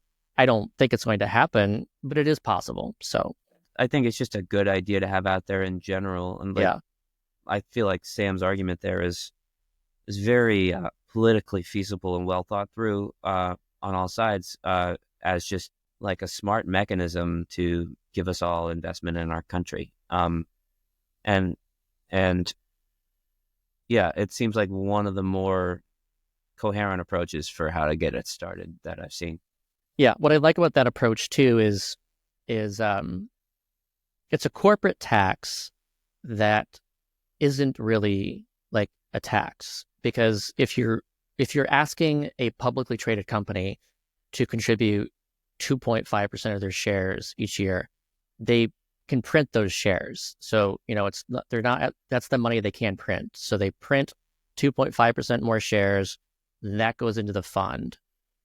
And so that's something like, it can slightly dilute the value of the total amount of stocks, in which is kind of like an invisible tax on stockholders by like slightly reducing the amount of return they get from their wealth and what they would get otherwise from the return of like increasing value of the stocks. And it's good for inequality, and it's good for the corporation to not be asked to like, put some of their profit or revenue into, taxes. And it's also a way to go about this that isn't taxing people. So, we know that a lot of support for basic income erodes when people are, told, oh, we're going to raise your taxes. So if you raise like corporate taxes in a way that isn't actually raising corporate taxes, then I think that's kind of more realistic and feasible. So what are the pitfalls for this one? Like, what's the disingenuous argument or the main argument against? Why would someone take issue with it? And then how is it going to be misused? And like, I mean, the main one for that is like they create the sovereign wealth fund, but it never gets to people because I don't know. I would say so, or not universally at equal level, but like it's based on your productivity or something, how much you get. I think kind of like a knee-jerk response to that kind of setup is that's socialism. That's like literally the government owning the means of production by having like shares of stock in these companies. And that's kind of like, it's harder to oppose that from a Republican standpoint when Trump is actually creating this fund because he wants to own 50% of TikTok. Like he wants the US government to have 50% of TikTok shares in order to allow TikTok to operate in the US. So like it's a lot harder for people to be against it, right? But you're not going to see Trump supporters claiming that Trump is a socialist because of wanting to put TikTok stock in a sovereign wealth fund. Like, so is that really what was because it's coming from his? What are the details of Trump's sovereign wealth fund? Where's the money coming from? We don't know the details. That's what's so. It's a big question mark because he's just saying like he already wanted, and has spoken about how like why should TikTok operate in the U.S. if like we don't get anything from it, and if we're going to make a deal with China, then we as America, should benefit. And then he was saying that even before. But then when it came to like the executive order for setting up this fund, then it's really small, the details. It's just saying the Treasury Department should go towards setting up this fund within the next year. And as far as like what's going to be in it, we don't know, except for the fact that he's mentioned TikTok and he's also mentioned tariff revenue as like possibilities. I wonder if it's like an example of like, he saw a big pot of money, like, what is it, Finland or Norway? They have like a giant one. Well, in Saudi Arabia, like he has a lot of experience dealing with the Saudis. Those seem nice to have. I want one of those and like say it out loud and then be like, okay, so how'd they get it? And it's like, oh shit. Yeah, like, I think he's looking at it very transactionally. It's like, first of all, it's kind of the power of the purse in the executive instead of Congress, because especially if it's set up that way, where it's via Treasury and Trump gets to decide where this goes. Like he's had experience in Saudi Arabia, and if there's a lot of I'll scratch your back, you scratch mine. When it comes to investments of their sovereign wealth fund, like we will invest in this if like you do what we want. So I think it's kind of like the flip side of tariffs, where a tariff is like a punishment for not doing what you want or not doing what he wants. And then like sovereign wealth fund stuff is like a reward for doing what he wants. And I think that's kind of the way he's looking at it. I think another role we could have to play with commingle as we scale theoretically is to give examples of this sort of thing. So we've already talked about the baseline mechanism is pooling incomes. And basically commingle is just a facilitator. It gets out of the way and allows people to pool incomes. But as more and more people are on the platform and more money is like just sort of held there, it sort of begs the questions of, can we invest it in some way? and then have this system by which every single penny of additional profit goes back to, or prosperity goes back to everyone in equal share. Basically just kind of show it working. Say, hey, look, commingle is still sustainable and doing great, and all the people are doing better. Why do we need to do anything other than continue to just share it out equally? I really like the idea of this commingle that we're building as a basic floor of income pooling, that eventually, as it grows, allows us to be like a lab for essentially universalist social experiments and societal experiments where we just kind of see how things play out. The Sam Altman proposal, I wasn't that familiar with that, but I've always thought we're really, commingle's really on like a individual level, which is by design. Like we want people to be thinking about how is this impacting human beings, right? But so much of like the money and wealth and is generated through companies, and is there some way that we could factor that into how the could a corporation become sort of another voluntary contributor, right, in some way, and have that somehow acknowledged within the system that we're making? I don't want to say we're treating a corporation as an individual, but some way to be able to work at that level. At a certain point, we are an intention economy. So if we build a thing that has millions of people at some point, all of a sudden, then there's also a value for businesses to be connected to that. And what's to say they couldn't give shares into the fund and have a deal where it's if you're a commingle member, you get a discount or something like that, because it's attention in a marketplace, right? That to say, I would never want commingle to have ads on it, but if there is a way to know that you get discounts at a bunch of places if you click here and look for it. Or instead of an ad, it would be saying that this corporation or this company is actually putting into the pool. And so just, hey, everyone should know that this company, say Costco or something, is actually contributing to the pool. And it's not an ad, but it's just let people know. And I'm sure people would be more interested in shopping there if they knew that. I would never push that information because I just I'm so against ads.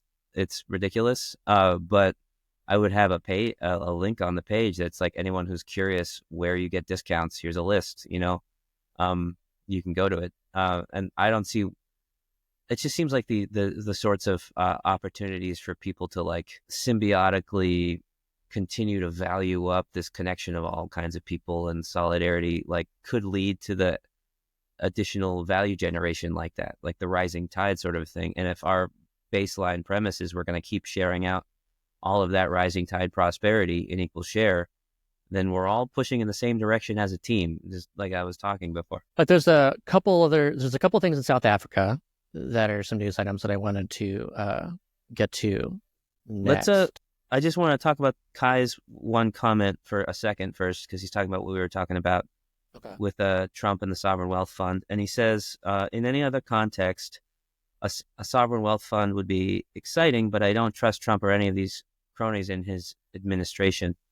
And there's something interesting there too when I play out the chess game of, what if there's a scenario in which Trump succeeds in creating a sovereign wealth fund, and what if he isn't pressured or doesn't decide to put any of it back towards the people as a dividend or tariff, rebate, and just personally enriches himself, right? It's just the worst case scenario. Even in that case scenario, I feel like we've created the mechanism of sovereign wealth fund, and people have been burned once.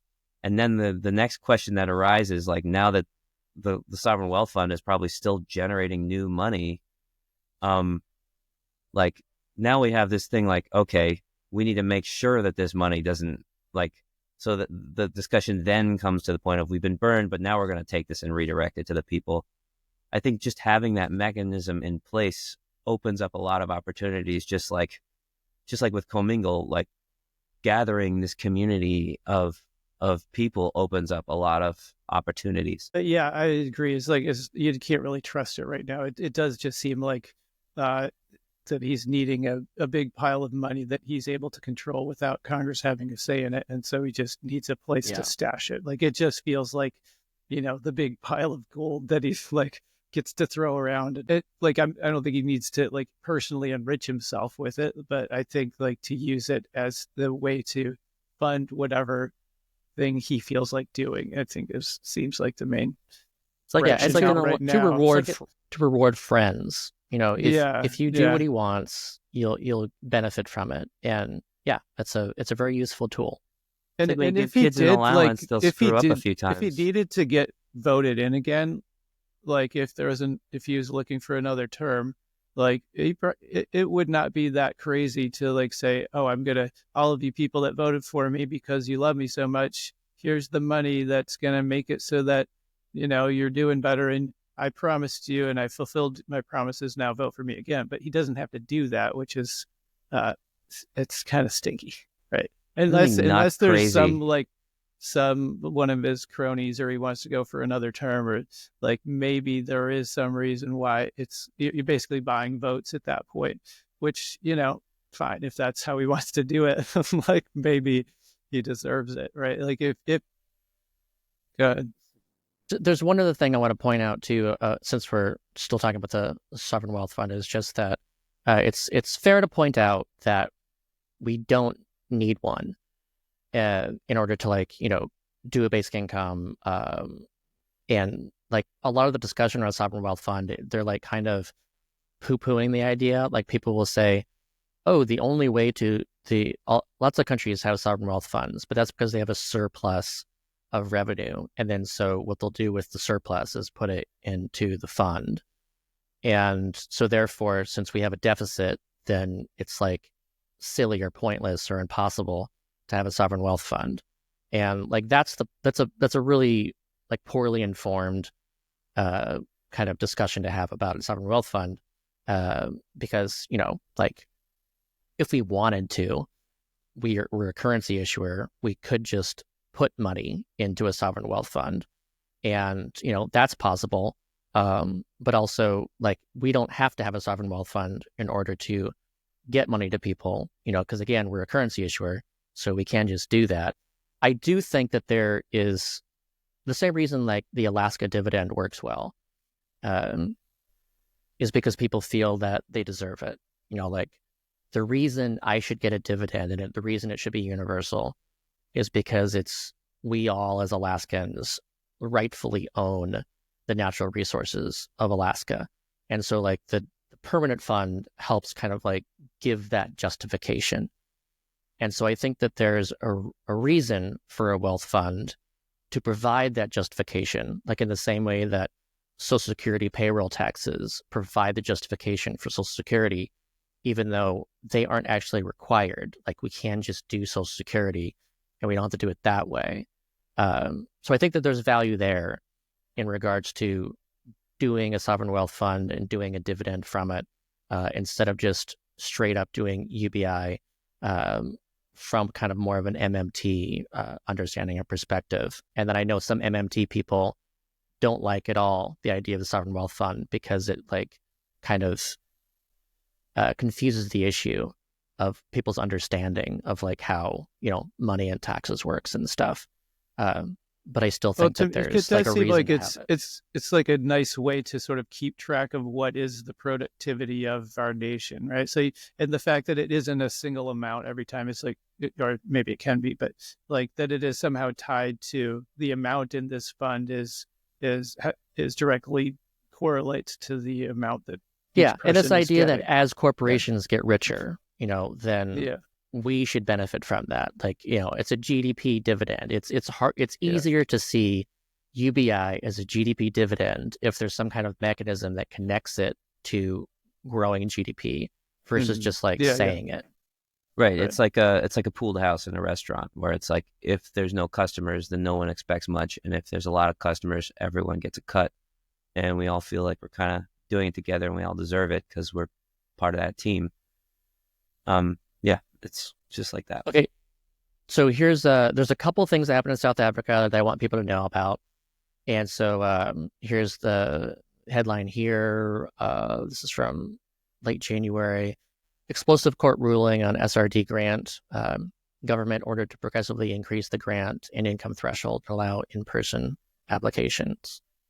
So for those who don't know, and we've talked about it before in previous episodes, as a result of the pandemic, South Africa started doing something called the Social Relief of Distress Grant, or SRD grant. And that's money that goes to unemployed people. And there's a lot of unemployed people in South Africa. I think right now it's like around a quarter of the country, something like that. And because of that, they have been able to get rid of this. So it's been staying, and it's been generating discussion in South Africa about a basic income grant and converting the SRD grant to a basic income grant. And when they're talking about this, it's still mostly like kind of a negative income tax kind of approach. And they're thinking about making sure that if you're unemployed, that you have something, and maybe you don't get it if you're employed. So there's like some kind of income test or whatever. But there's kind of like this plan, and the president and the ruling party has talked about the plan to convert SRD to basic income, and the courts. This news here is talking about how the courts basically said, okay, the SRD grant isn't going to enough people. Like, you've made it, it's not high enough either, and because you're requiring people to apply online, then lots of people aren't getting it that should. There's other like details, like the judge said that gifts and once-off payments must be excluded from the income threshold, so that there's people not getting it because their income is too high because of like gifts and one-off payments. So then they have to fix that. So basically, the court is saying the SRD grant needs to go to a lot more people, and the government must actually go along with what the court has said in this regard. So that really helps like further the support and for converting this to a basic income grant in South Africa. So basically when you try to do all these things where it's like, oh, there's these other 12 edge cases we have to try to account for in our means testing, and then you find out about another 14, and then you have to build all these programs and staff and everything. Eventually they'll just hopefully say, fuck it, let's just give it to everybody, and that's the right answer, so much easier. And then the other piece of news from South Africa, this is interesting too. So this has happened recently. This was February 5th. Leaked ANC document calls for a basic income grant in 2025. But then the official statement didn't mention it. So like, this is one of those things where, the official statement was supposed to talk about converting the SRD to, basic income grant this year. And yet it wasn't said. So there's why didn't they say it? It's interesting that it was like in the official language, but for some reason, like during the speech, it wasn't mentioned. So like, what does that say? Does it mean that they're changing their mind, or that they don't actually want to convey that? Like, what's going on there? So it kind of like furthers this that there's something big going on in South Africa in regards to the president and ruling party, coming out with potentially a basic income grant conversion like this year even. But is that actually going to happen or not? Because there's still this politics going on in the background with like arguing over if they should or shouldn't. And even though it's the people themselves, like it's really popular, they are demanding this and wanting this. But like the Treasury is saying, no, we can't afford this. And the president is saying that they should do this. So we'll see like what happens in South Africa this year. But just something catching my eye is just, if what is the Black Sash? Sounds like a superhero or it's another party. And the ANC is the African National Congress. I think it's the ruling party. I may be getting confused with the name of the ruling party, but yeah, there's a bunch of them, and I remember like the report cards came out for how parties were created in their support for basic income. And there were like, a couple, like 2 or 3 with A's, I think.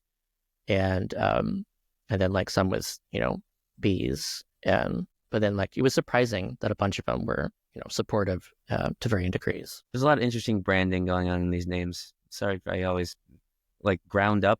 That doesn't sound like a sort of a visceral image. Yeah, I think it's another one. But yeah, the ANC is the pretty much the ruling party. The president is also president of the ANC. Okay. Oh yeah, this was some big news recently. So this was you find this in the big issue. This is in the UK. This article is titled "Inside the Plan to Give Free Cash to Homeless People in Manchester." It's time to try something new. And subheadline: Academics and campaigners have proposed a new basic income for Greater Manchester after Mayor Andy Burnham vowed to introduce one in the city region. So I'm actually somewhat involved in this one. I was part of this call with Andy, the mayor, there in Greater Manchester about even discussing this. We discussed this last year and, what that might look like and stuff. And so they just, this is the UBI Lab Network via the local chapters, UBI Lab Manchester, and they just released their proposal for a pilot focused on homelessness along the lines of the Denver pilot. And this would be $1,600 a month in Manchester for homeless people. And I don't know, I think that's taxed, which is kind of something different the way the UK does it, because they did that. I think both Wales and Ireland pilots also are taxing the amount. So, it's kind of more realistic that way in regards to like, a basic income itself won't be taxed, but that their income would be. And then that, it works out where there's some kind of phase out through that mechanism. I'm always confused by when it says for people experiencing homelessness, because like it seems like the goal is to help people get homes. So does it like end at a certain point shortly after they get homes? And then what about the people that like are going to become homeless soon? But it's like, well, once you're homeless, then you get this, like these programs, they're just meant to be, a temporary pilot. So, if they're meant to provide money for a year, then you'll get the money for the full year. There's no ending the money because someone finds a home. It's really just looking at a cohort of people, like what is the impact of basic income on people experiencing homelessness? Here's the way that would work. And is this with a view to a next step, or is this sort of like dipping their toes in, like, let's just do what Denver did? Well, so Andy Burnham is like very interested in basic income. And the question is, what's the best way to do it? The way that I kind of look at Andy, he's almost kind of like, I think, like the presidential candidate in South Korea, where, he started out, he was a governor, and then he had a local program in that area. And then the popularity with that program built, and then it kind of uplifted his stature. And so what I'm hoping is that Andy has even, like, his kind of focus has been reducing homelessness, and he also really likes basic income. So if he can do a pilot in Manchester that's shows like good results in regards to even potentially, savings from the system, kind of like the Vancouver pilot, how that spent, $7,500 and saved $8,100 per person, where if he can show that kind of like savings and effectiveness in homelessness from a basic income, then that can uplift his national stature. And he's actually one of the ones that is in the pipeline, let's say, to become the prime minister of all of the UK at some point. Like, he's really popular in his party, and there's that potential. So if he can, there's a pathway for him to gain popularity for basic income and then become the prime minister and then push for basic income.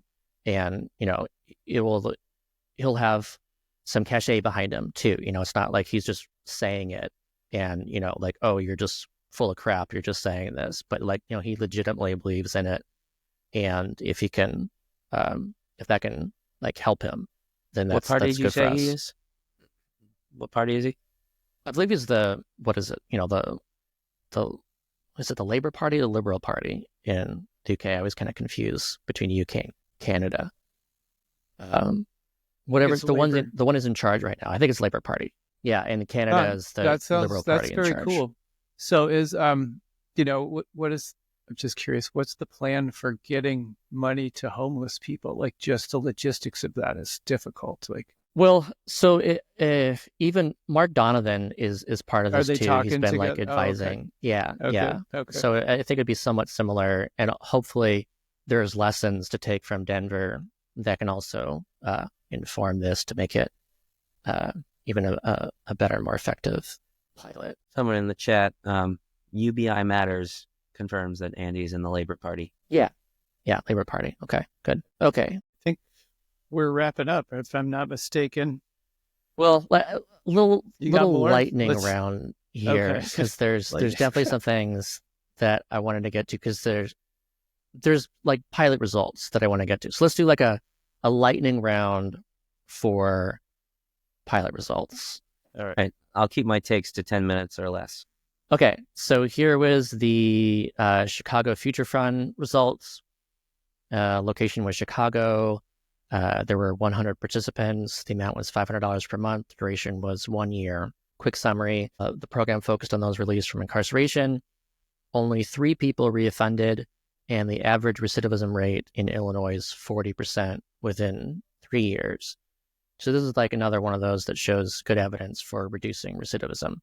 Here's a couple just clips from the study. The majority of participants had no interactions with police that led to arrest, booking, conviction, or incarceration. Throughout the program, there were only 3 confirmed cases of reincarceration. Participants who were arrested in the program had made minor infractions such as traffic violations, but these cases were either thrown out or not subject to reincarceration.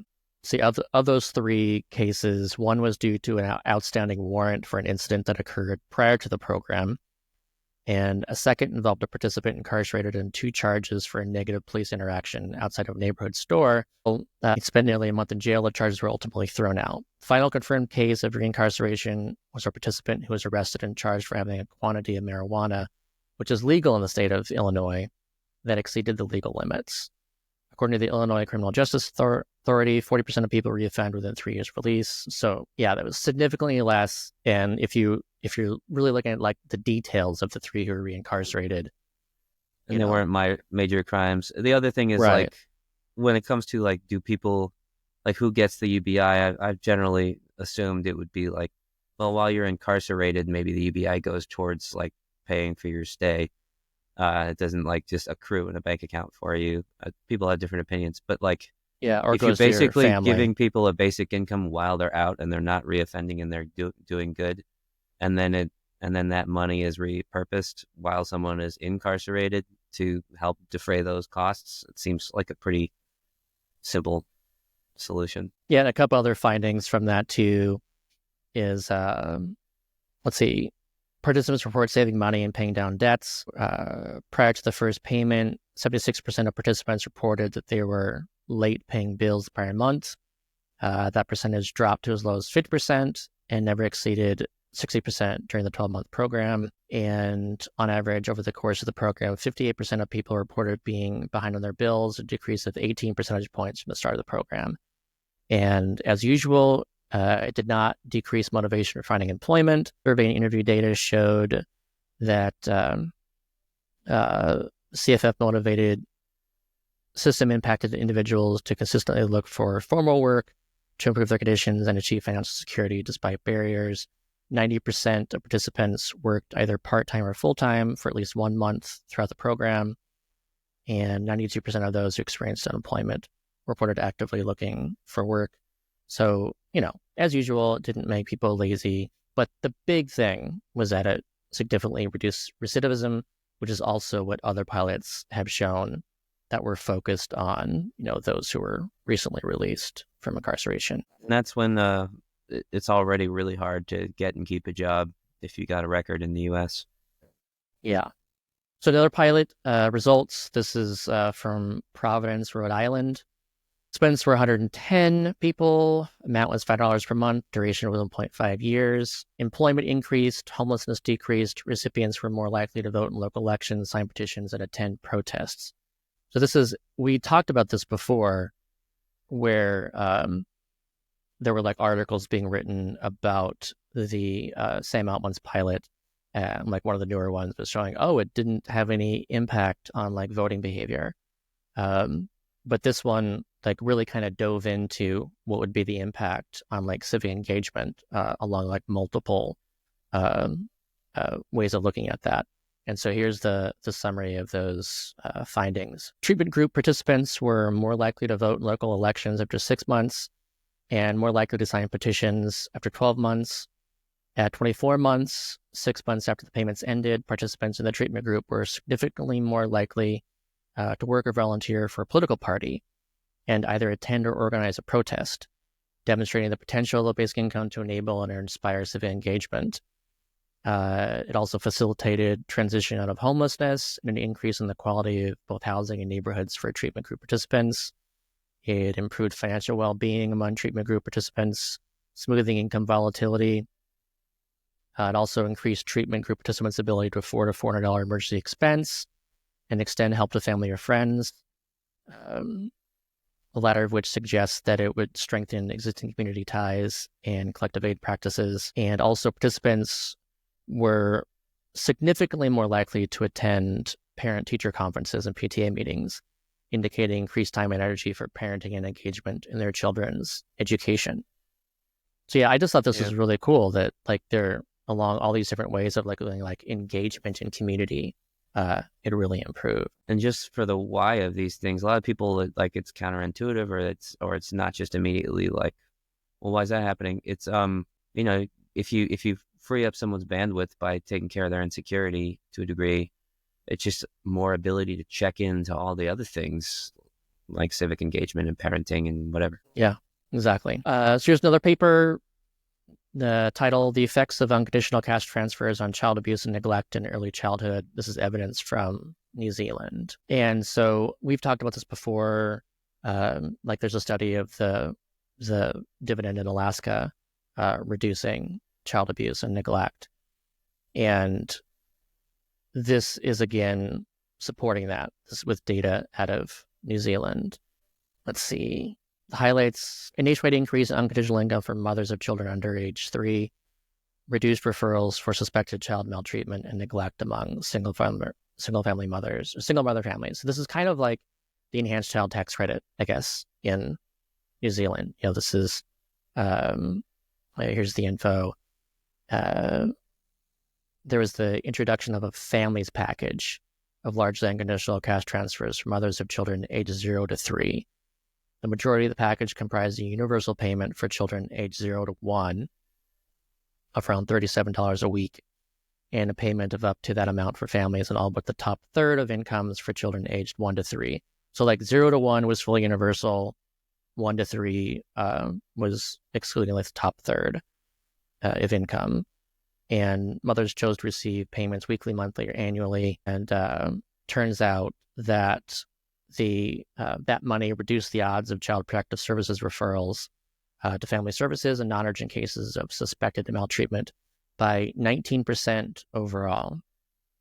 The reduction was 26%, so even higher for the Indigenous people of New Zealand, Maori, and for those for whom Child Protective Services had a record of concern for older siblings. And it also reduced substantiated cases of neglect in single mother families. So that's, again, really cool to see the impact on kids and reduced abuse. If you've ever applied for a job as a coach or a teacher or something, like you go through these processes where they have these trainings that are like how to spot neglect, and also all these things about how to try to be sensitive and not judge people because they might just be poor and struggling, but also here's when you call social services to take their children away. And it's like not quite saying the full thing out loud, which is like, we are taking people's kids away because they don't have enough money, Right. often. And it's just so depressing when you actually sit with it. Or if you're in one of those positions, I imagine there's a lot of circumstances where maybe it helps psychologically to say, well, these parents are bad people, because then it feels more justified to like take their kids away and make them safer. But if you really own up to the idea that parents are better parents when they have resources, then basically starving people of resources is ripping kids from their parents. Yeah, kind of imagine going back to the game of musical chairs. So like music stops, and whoever doesn't have a chair, their kids get taken away. Like, how is that? That's just a terrible thing that we do. So fucking but dark. We do it. And we saw with Bootstraps just so many positive outcomes for kids. Just like the way I saw it just dramatically changed kids' lives in like 2 years. And then thinking about what it's going to mean down the line, I started to think like, the effect on kids is the most important, because it's not only their most vulnerable time, but they also have so much more life to live after they've been put on a better path. And also they can change their thinking about everything coming down the line if they know they're going to have support and stuff. It just makes me like sick to my stomach to think about how we treat people with kids in our society now, and how we support kids or fail to. But I've looked at this one that you've got up now. This one takes that even further. Yeah. So this is how really it affects interesting. children. This is male twin live births following unconditional cash transfers in Alaska time series analysis. So this is a brand new study of the Alaska dividend. And so this is what this, here, I'll just read the abstract. Really interesting how, this impacts kids in the womb, like the abstract. Prior studies report a decline in male twin live births during economically stressful periods, presumably owing to higher selection in utero against frail male gestations. Yet no study had examined the natural corollary, whether provision of economic support increases rates of male twin births. We examined whether male twin live births increase following income gains from the Alaska Permanent Fund dividend, the longest running unconditional cash transfer program in the U.S. We obtained the monthly volume of male and female twin and singleton live births from January 1980 to December 2019 from Alaska's Department of Health. Data on PFD timing and payment amounts came from Alaska's Department of Revenue. We used time series analysis to gauge whether the odds of male twin live births increase within 2 to 6 months following PFD receipt, controlling for autocorrelation. Results suggest that for every $1,000 increase in PFD payments, the odds of male twin live births increase by 0.002, 3 months following PFD disbursement. This corresponds with 50 additional individual male twin live births statistically attributable to the cumulative PFD amount dispersed over our study period.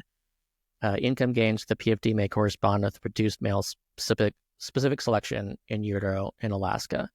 So over the decades, because of the UBI in Alaska for 30 years, there was an additional 50 male twins born because of a better, less stressful, womb environment. So they're like, for 50 people across those 40 years, like they would have been a singleton who just gobbled up their twin in utero, but then they ended up getting to have a brother. It's funny that it's just male too in general. I had to fight my urge to be triggered at the beginning by frail male. I'm like, what is this? Some woke stuff like male fragility? But no, those studies I always found those really fascinating. Like the body is just kind of understands when there's some economic stress and like things happen physically according to that state of affairs. And like, so if the perceived state of affairs is not as bad, then your body's going to be up to different things.